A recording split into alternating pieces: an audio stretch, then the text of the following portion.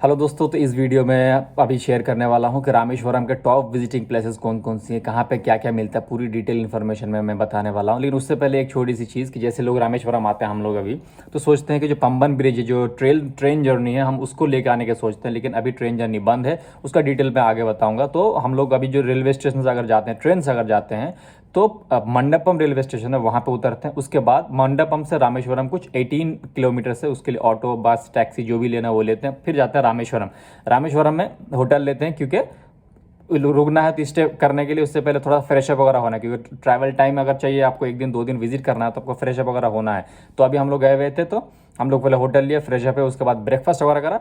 उसके बाद हमने शुरू करा पूरा रामेश्वरम का ट्रैवल करना, क्योंकि रामेश्वरम काफ़ी बड़ा है, काफ़ी सारी चीज़ें विजिट करने का, पूरा का पूरा एरिया समंदर से भरा हुआ है और इंडिया का काफ़ी खूबसूरत जगह आप कह सकते हैं और काफ़ी ब्यूटीफुल भी है। वही सारी चीज़ें मैं यहाँ पे आपके साथ शेयर करने वाला हूँ। तो चलिए स्टार्ट करते हैं। जो रामेश्वरम की पहली चीज़ है वहाँ से। तो दोस्तों, इस लिस्ट में सबसे नंबर 1 पर आता है धनुषकोडी। धनुषकोडी जिसको राम सेतु भी कहा जाता है और सनराइज़ पॉइंट भी कहा जाता है। रामेश्वरम का सनराइज़ पॉइंट यही है, धनुषकोडी। रामेश्वरम में सनसेट पॉइंट नहीं होता है, सिर्फ सनराइज़ पॉइंट ही है, जिसमें सुबह ही सुबह अगर आप आते हैं तो सनराइज़ होते हुए देख सकते हैं। हम लोगों का भी प्लान वही था, लेकिन हम लोगों की ट्रेन लेट होने की वजह से हम लोग सनराइज़ नहीं देख सके। तो हम लोग लंच टाइम में, यानी कि होटल लेके फ्रेश व्रेश होने के बाद आए। तो लंच टाइम में आए तो दोस्तों ने सबसे पहले सी फूड ट्राई किया, क्योंकि अगर आपको पता ही, अगर समुद्री इलाके में जाते हैं, ओशियन में जाते हैं, बीचेस में जाते हैं, तो इंसान सोचता है कि सी फूड पहले ट्राई करते हैं।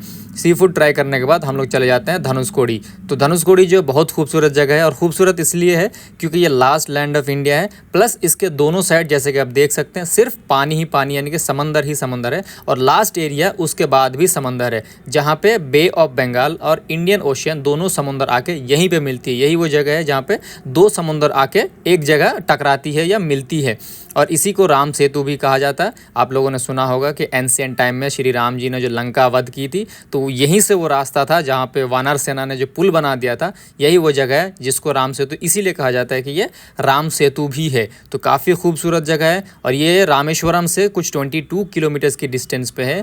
और रामेश्वरम जहाँ पे हम लोग रेल ट्रेन से उतरे, क्योंकि अभी जो रेलवे वाला ट्रैक है वो बंद है, जिसकी वजह से हमें मंडपम उतरना पड़ा। तो मंडपम से रामेश्वरम 17 किलोमीटर और रामेश्वरम से धनुषकोडी 22 किलोमीटर। और यही वो धनुषकोडी है जहाँ से श्रीलंका नज़र आता है, और यहीं से वो चीज़ें श्रीलंका नज़र आती है। क्योंकि मैंने लोगों से पूछा कि यहाँ से श्रीलंका कितनी दूर है, तो मैंने यहाँ पे बाइनाकुलर से देखा, तो मतलब काफ़ी सारी चीज़ें दिखाई। और मैंने उन लोगों से पूछा भी, तो उन्होंने कहा कि यहाँ से श्रीलंका कुछ 18-19 किलोमीटर से, समझ रहे हो। तो पूरा का पूरा बढ़िया एकदम एक नंबर जगह है। लेकिन यहाँ पे एक साइड इफेक्ट भी है, यहाँ पे नेटवर्क किसी मोबाइल का काम नहीं करता। तो अगर दोस्तों के साथ हो तो ध्यान रखने के सब साथ में रहे। हेलो गाइस, फाइनली हमारा डेस्टिनेशन रीच हो गए, Rameswaram. As per our plan Rameshwar को रीच होने का था, हो गया फाइनली। अभी नेक्स्ट है कन्याकुमारी, लेकिन रामेश्वरम का अभी भी बचा हुआ है। देखेंगे और भी वीडियो बनाएंगे और भी मज़ा उठाएंगे और भी है मज़ा। और ये एक ड्रीम डेस्टिनेशन भी था हमारा, और फाइनली भी रीच हुआ है। सुशांत, मेरे को तो एक ही डायलॉग याद आ रहा है, पिक्चर अभी बाकी है मेरे दोस्त, बाकी है मेरे देखते दोस्त। देखते रहो कल होता है क्या। अब दोस्त लव यू।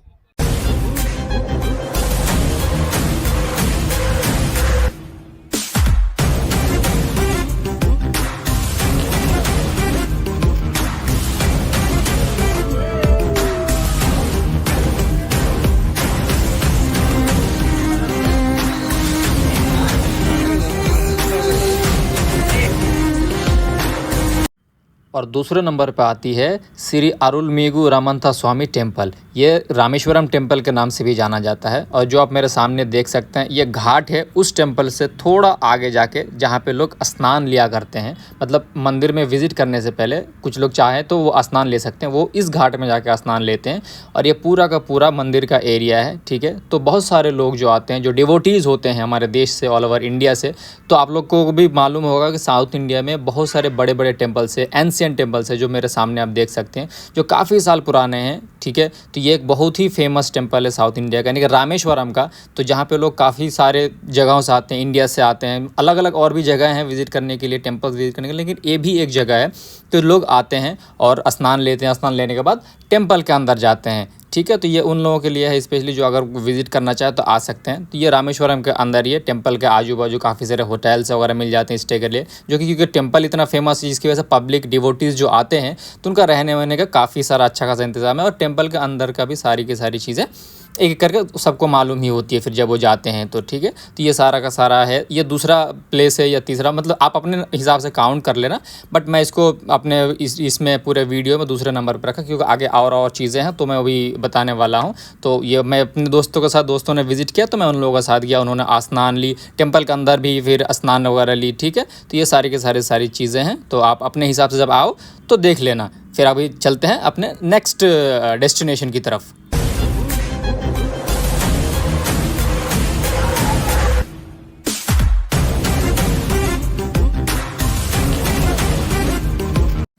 और इस लिस्ट में तीसरे नंबर पे आता है हाउस ऑफ कलाम, यानी कि doctor APJ Abdul Kalam memorial. Doctor APJ Abdul Kalam के बारे में किसी को बताने की ज़रूरत नहीं है, सबको पता है, मिसाइल मैन ऑफ इंडिया, ठीक है। तो चूँकि वो रामेश्वरम से थे, काफ़ी लोगों को मालूम होगा, काफ़ी लोगों को नहीं, कि उनका जो होम टाउन था, उनके जो चाइल्डहुड प्लेस है, बर्थ प्लेस कह लो आप, वो रामेश्वरम है। तो रामेश्वरम में उनके आफ्टर डेथ, रामेश्वरम में उनके मरने के बाद क्या है, एक मेमोरियल बनाया गया उनकी याद में, क्योंकि वो प्रेसिडेंट ऑफ इंडिया रह चुके हैं। काफ़ी सारी चीज़ें उनके बारे में तो क्या ही बताऊं, तो उस पर हम नहीं जाते हैं। तो उनकी ही याद में जो कि मेमोरियल बनाया गया है, तो उस मेमोरियल में अगर हम अंदर जाते हैं तो उसमें अलाउड नहीं है कैमरा या फिर वीडियोग्राफी। तो नेक्स्ट टू दैट उसी के बगल में उन्हीं के नाम से ही एक अबुल कलाम क्राफ्ट हाउस है। क्राफ्ट हाउस मतलब वहाँ पे एक काइंड ऑफ शॉप्स है, स्टोर है, जहाँ पे डेली लाइफ की सारी चीज़ें मिल जाती हैं। कोई भी अगर टूरिस्ट आता है तो वहाँ पे जा सकता है, उसको जो भी चीज़ें लेनी हो वहाँ पे इजीली मिल जाती है। जैसे कि कह लें कि कोई हम लोग गए या काफ़ी लोग जाते हैं, सोचते हैं कि कोई नई जगह जा रहे, कोई टूरिस्ट प्लेस जा रहे, तो वहाँ पे कुछ लोकल आइटम्स लेके आएंगे, वहाँ की कुछ स्पेशल चीज़ लेके आएंगे, फेवरेट चीज़ या फेमस चीज़ वहाँ से कुछ खरीद के लेके आएंगे, किसी के लिए, अपने रिलेटिव्स के लिए, फ्रेंड्स के लिए, या फिर किसी के भी लिए भी, वो अलग चीज़ है। तो उसी अब APJ अब्दुल कलाम मेमोरियल के जस्ट बगल में ही ये क्राफ्ट हाउस है, उन्हीं के नाम से ही है। वहीं पे ये सारी की सारी चीज़ें आपको मिल जानी है। तो हम लोगों को भी कुछ लेना था, जैसे कि सबको लेना होता, तो हम लोग गए वहाँ पे। कुछ लाइट्स है जो हमें लेना था, मैं और अपने दोस्तों के साथ, उन्होंने कुछ लिया, मैंने अपने लिए कुछ लिया। तो ये सारी की सारी चीज़ें हैं। दूसरे नंबर पर यहाँ जा सकते हैं, अंदर जा सकते हैं, काफ़ी सारी चीज़ें हैं। APJ अब्दुल कलाम जी की सारी हिस्टोरिक चीज़ें, उनकी मतलब पैदाइश से लेकर डेथ तक की सारी इन्फॉर्मेटिव एक चीज़, जितने भी उनको अवार्ड्स वगैरह मिले, वो सारी की सारी चीज़ें वहाँ पे अवेलेबल रखी हुई है। लेकिन वहाँ पे वीडियो या फिर फ़ोटोज़ नहीं ले सकते थे, तो वो हम नहीं लिए। तो लेकिन क्राफ्ट हाउस में वीडियो बनाना अलाउड था, तो हमने बनाया। तो वहाँ पे आप जाके देख सकते हैं।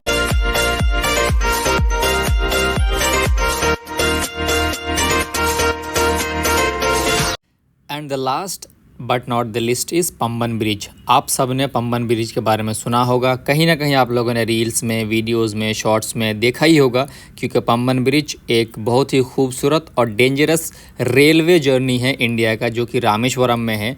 और ये ब्रिज 1914 में बना था, यानी कि 100 साल पुराना ब्रिज है। और इस ब्रिज की जो लेंथ है, यानी कि जो लंबाई है, वो कुछ 2.46 यानी कि 2.5 किलोमीटर है। तो आप समझ सकते हो कि ये कितना ख़तरनाक ब्रिज है। ये इंडिया का तो है ही है, इंडिया का मोस्ट डेंजरस ब्रिज है, मोस्ट लॉन्गेस्ट ब्रिज है, रेलवे ब्रिज प्लस दुनिया के जो डेंजरस ब्रिजेस हैं उनमें से नाम आता है। क्यों? क्योंकि ये पूरा समुंदर के ऊपर बना है। बाकी सारे ब्रिजेस तो रिवर, नदियों में बना, पर ये समुंदर के बीचों बीच बना हुआ है, ठीक है। तो जो पुराना वाला पंबन ब्रिज है, जो 1914 में बना था, वो अभी अंडर कंस्ट्रक्शन है, क्योंकि वो पुराना हो चुका है, काफ़ी सारे डैमेजेस हो गए हैं। तो उनके जस्ट बगल में नेक्स्ट टू दैट एक नया ब्रिज बन रहा है, जो कि आप देख सकते हैं। ये अभी अंडर कंस्ट्रक्शन है, इसलिए जो रेलवे के जो ट्रैवल है वो रामेश्वरम तक का अभी नहीं हो पा रहा, क्योंकि ये दिसंबर 2022 से बंद है। तो अभी न्यूज़ में ऐसा आ रहा है कि जो अभी आ रहा है, अभी तो आप वीडियो देख रहे हैं सितंबर महीने में, न्यूज़ के हिसाब से 1 अक्टूबर से ये ब्रिज फिर से खुलने वाली है। यानी कि पिछले 2 सालों से तो बंद ही है, तो ये ऑलरेडी तैयार हो चुका है, ठीक है। इसमें ट्रायल वगैरह सब कुछ हो चुकी है, लोड ट्रायल वगैरह जो भी है वो सब कुछ हो सकता है, आप देख रहे हो, ये सारा का सारा हो चुका है। तो अभी ये फिर से खुलने वाला है, यानी कि फिर से थ्रिलिंग एक्सपीरियंस शुरू होने वाली है। तो हम लोगों ने काफ़ी इन्जॉय किया। हम लोग वैसे गए थे कि ट्रेन जर्नी करेंगे, बट यह बंद है तो अब कुछ कर नहीं सकते, बट फिर भी हमें जाना था, हम लोग गए। बट कोई नहीं, अभी दोबारा से शुरू होने वाला है, तो फिर से एक बार नेक्स्ट टाइम कोई प्लान कर लेंगे। तो आप लोग भी अगर ट्रेन ट्रैवल के हिसाब से सोच रहे हो, तो अभी फ़िलहाल ये बंद है, तो आप न्यूज़ देख लेना बाद में, कि हाँ कब से खुल रहा है नहीं खुल रहा। अगर ट्रेन थ्रिलिंग वाला एक्सपीरियंस लेना है तो, चूँकि अभी तो फ़िलहाल बंद है, 1 अक्टूबर से ओपन होने की संभावना है, यानी कि ऐसे सुना है कि हो जाएगी, but I am not sure whether it is going to open और not. So before you are travelling to there just make sure कि things are normal and train is running on that. Okay, तो इस हिसाब से हम लोगों ने पूरा वीडियो बनाया है, तो आप अपने हिसाब से प्लान करने से पहले देख लीजिएगा।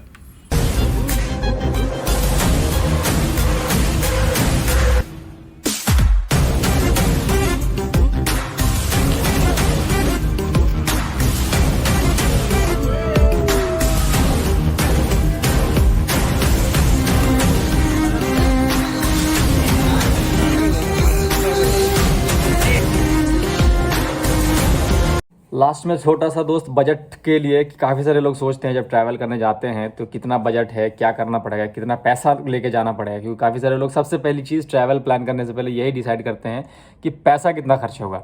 तो अगर मैं रामेश्वरम की बात करूँ तो हम लोग गए, हालांकि हम लोग गए थे रामेश्वरम, तिरुचि से रामेश्वरम गए थे, और चाहे वो बैंगलोर से जाओ, हैदराबाद से जाओ, अगर ट्रेन से जाते हो तो सबका फेयर करीब करीब सेम ही है। अगर आप नॉर्मल जाते हो स्लीपर में तो फेयर सेम ही, एसी में जाते हो तो कुछ 1000-1200 का फेयर पड़ता है, तो वो अलग चीज़ है। तो ओवरऑल अगर मैं बजट की बात करूँ, अगर आप नॉर्मल सिर्फ ट्रैवल करने जाते हो, एक नॉर्मल से होटल में स्टे करते हैं, नॉर्मल खाना खाते हैं, ऐसे 5 स्टार होटल या 4 स्टार होटल में नहीं जाते हैं, नॉर्मल ट्रैवल के विजिट से जाते हैं, सनैरियो सीन इंजॉय करने के लिए जाते हैं, तो मेरे ख्याल से 5 से 6,000 रुपीज़ इनफ है एक टाइम के लिए, 2 दिन की ट्रिप के लिए। उसमें होटल है, खाना है, आपका ट्रैवलिंग है, लोकल ट्रैवल, प्लस अगर आप बैंगलोर से, जैसे मैं बैंगलोर से गया था, बैंगलोर से लेके रामेश्वरम है, तो जो भी सारी चीज़ें वो 5 से 6,000 में आपका इजीली कवर हो सकता है अगर आप मिनिमल लेके चले तो। और एक चीज़ का ध्यान रखिएगा कि अगर आप साउथ इंडिया का किसी भी जगह पर टूर करने जाते हैं, तमिलनाडु में रामेश्वरम हुआ, उधर कन्याकुमारी हुआ, जो भी फेमस प्लेसेस है, तो थोड़े बहुत कैश अपने साथ लेके चलें, क्योंकि जब मैं गया था ना तो वहाँ पे क्या है कि जो भी लोकल शॉप स्ट्रीट्स होते हैं, जैसे जूस वूस की दुकान हुई या फिर फलों की शॉप्स हुई, वो लोग ना फ़ोन पे गूगल पे जल्दी नहीं लेते हैं, तो कैश ज़रूर साथ में रखना, कुछ ना कुछ अपना रख लेना, बाकी फ़ोन पे गूगल पे तो अपना एज यूजुअल है ही है। और इस वीडियो को यहीं ख़त्म करते हैं। हम लोगों का नेक्स्ट प्लान है रामेश्वरम से कन्याकुमारी के लिए, तो चलिए मिलते हैं कन्याकुमारी के ब्लॉग्स में, कन्याकुमारी के वीडियोस में। वहाँ की भी सारी चीज़ें मैं शेयर करने वाला हूँ एक एक करके, ट्रैवल प्लान और जो भी चीज़ें हैं। खैर इसमें ज़्यादा टाइम वेस्ट नहीं करता आप लोगों का। चलिए मिलते हैं नेक्स्ट वीडियो में, बाय।